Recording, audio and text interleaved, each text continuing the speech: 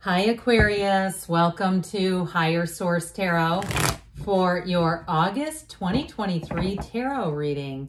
This is a reading for all Aquarius, Sun, Moon, Rising, and Venus. I hope 2023 is treating you right. It's been good to me so far as well, and I do appreciate all of your support along the way. I just can't do this without all of you.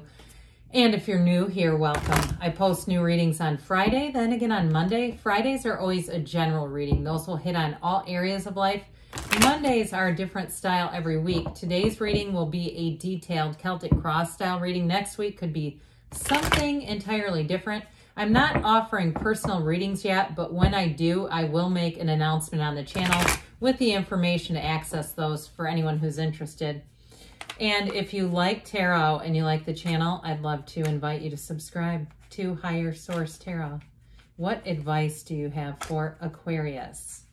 Sun, Moon, Rising, and Venus. What does Aquarius need to know, please, for the best and highest good of all involved with Aquarius? Guidance for Aquarius, please.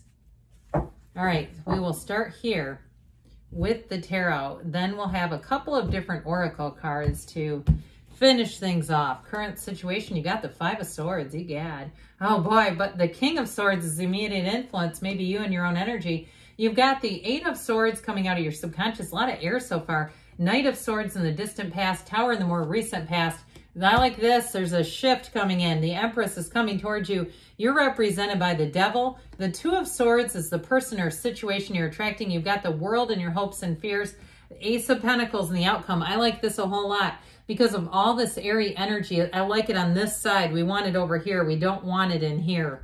So it's actually telling quite a good and significant story. So for somebody here, you definitely have a change and you're going to be moving forward. Now we got another one here with the Six of Swords here. So we have here Capricorn, we have Leo, Taurus, we have, let's see, 4 major arcana. We've got so much air. Oh God, Gemini, Libra, Aquarius, so much air, so little time. We do have earth, water as well, but no fire, okay? So and that explains some things too. It's like a lack of action, too much thinking, not enough action. But I do feel like with the King of Swords, that is going to help to bring in information that's going to help do you, the Six of Swords, move things forward. And so with this too, I do feel like it's with a loving heart, an open and loving heart. You know, it's one of those things, that opening of the heart. We go through life and open and close our heart because it's so damn painful to keep it open. We go, well, there, get stabbed again. I'm going to go Three of Swords and get closed again. This is too much, but it's so hard, but boy, is it worth it.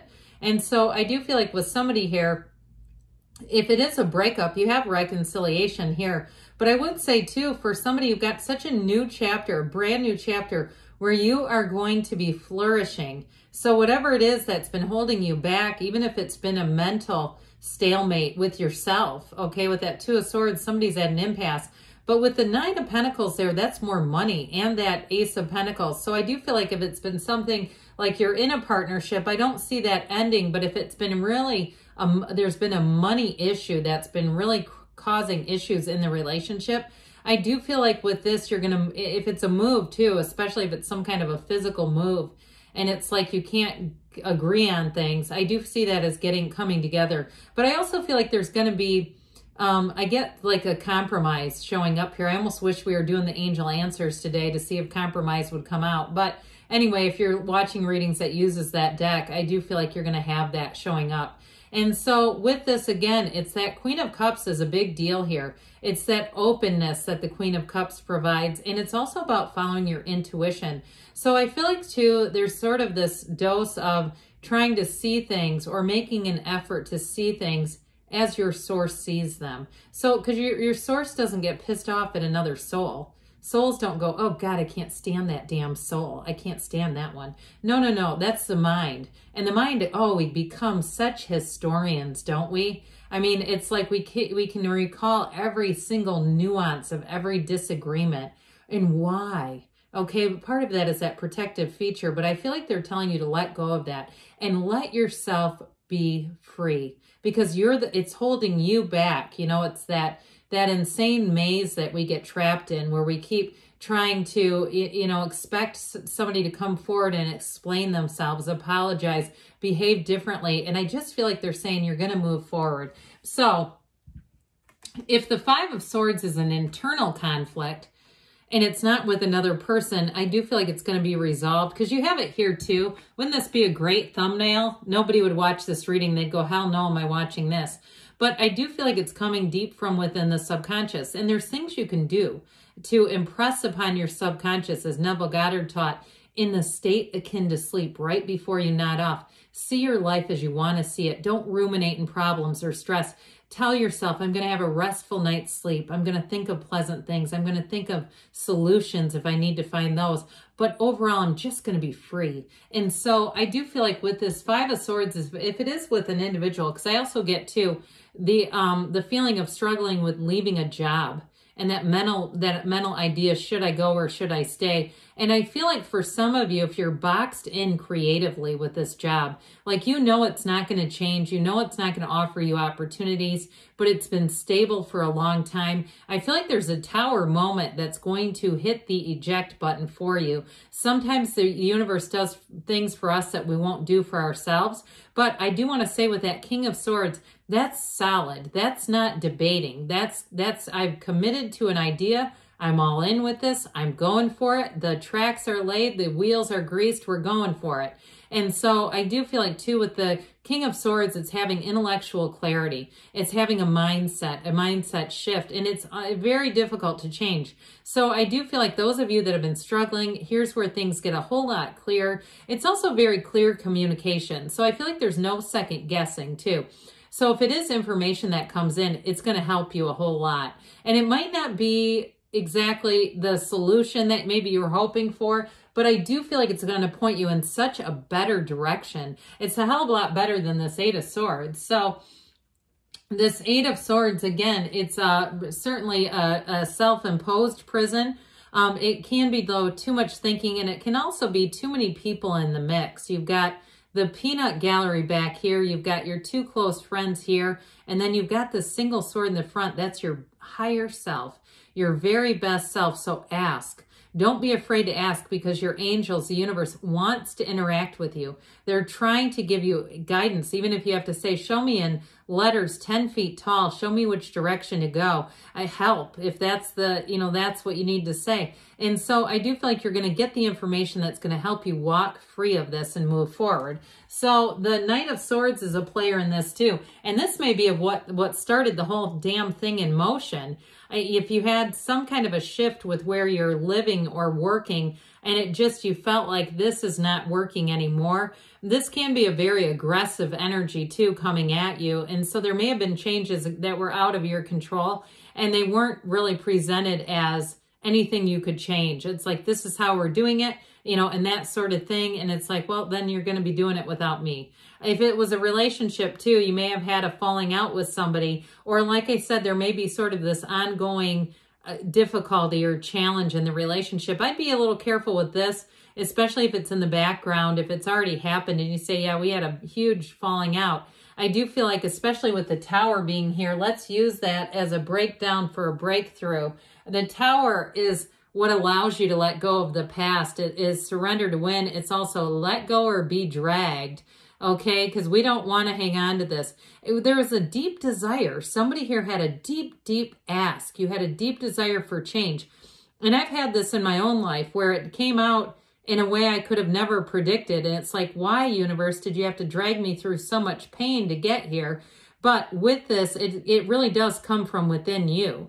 And so those of you too that you say, but I didn't want to be fired, I didn't want to break up, I understand that. I do, because I've had it myself where I say, how did I manifest this? But on the other side of it, there came in all the things I really wanted. And so with the Tower, it will change your perceptions. It will be an awakening. And so with this too, it knocks off that crown of the ego. This is not a sustainable energy, this Tower. It's like thinking about a rickety old building that's ready to collapse and it has to be demolished to build a brand new one. It's a tower built on sand that's just not sustainable. So whatever it was not sustainable in the condition that it was in. And so even though I do feel like this is an ouch moment, it does feel difficult, it does feel challenging, I do feel like it's going to bring in better for you. The tower never comes to take away something that was great. The tower comes in to replace it with something better. As I always say, nature abhors a vacuum. So you don't get left with a vacuous hole when something shifts or changes. It's like you get left and then it's let's rebuild. Let's put something better in its place. So here's your better in its place right here.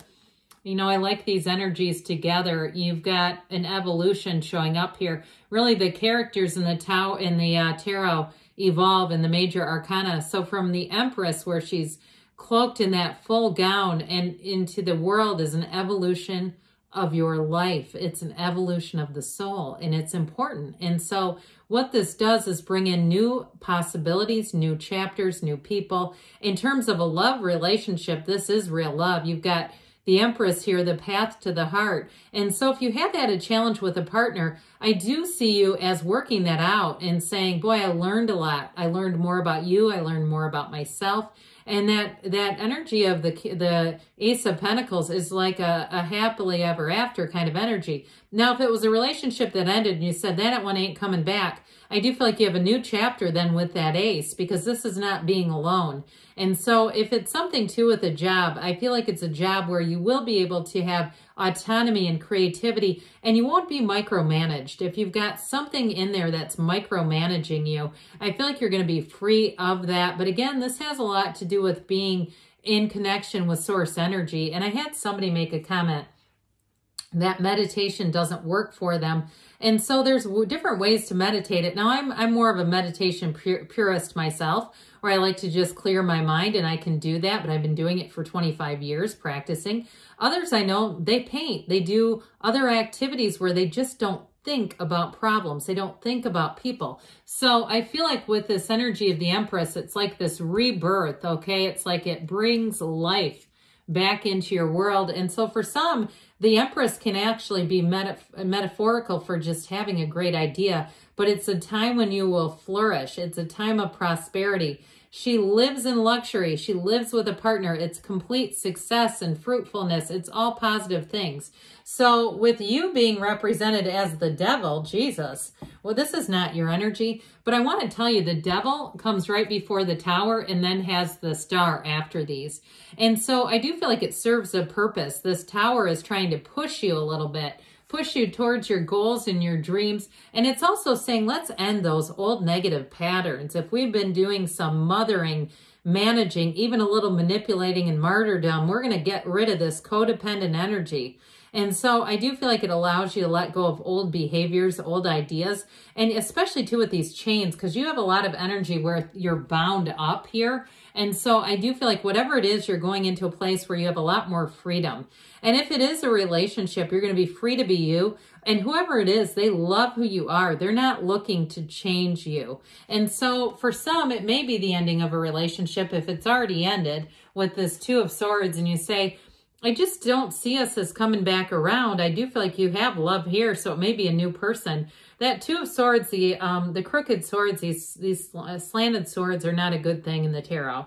Okay, we like the upright swords. That's information coming in and it's positive. This is heavy. All right, so I feel like it's not only affected you, it's affected people around you. And these blindfolded figures too, it's like, let's see the possibilities. Let's see the opportunities. And so if you have a dead-end situation, I just don't see them changing much. So with the energy of the world, and now I mentioned too about compromise. If it is a relationship you're in and you know there's love there, a good dose of those scales of Libra, those scales of balance sure would help. But with this energy of the world, this is expansion, it's growth, it's joy, it's celebration. This is your heart's desires. You've called this forward. And so the Ace of Pentacles, for some, it is a new job. It is a new opportunity. It's saying, look, let's go where you have more given to you. You're on the receiving end of an offer here. In terms of a relationship, though, new people you meet, this is long-term, baby. This is not meet them and greet them and then they're gone. This is like, I'm in your life for the long haul. I'm here to be a support. I'm here to love you exactly for who you are. So let's see here. what the Fortune Oracle wants to tell you, Aquarius.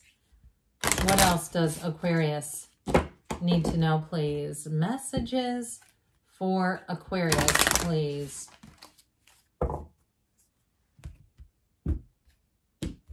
All right, you have key. This one does show up quite a bit. New beginnings, directions, and adventures await for those ready to let go of the past. So we have to let go to receive. And you got plain, a journey is indicated either physically or metaphorically. Your life will become more full. I should say so with the reading that you have. You definitely have a big release coming up. Let's see now what the whispers of love have to say for you, Aquarius, about love. What energy, what advice, what guidance do you have for Aquarius about love, please?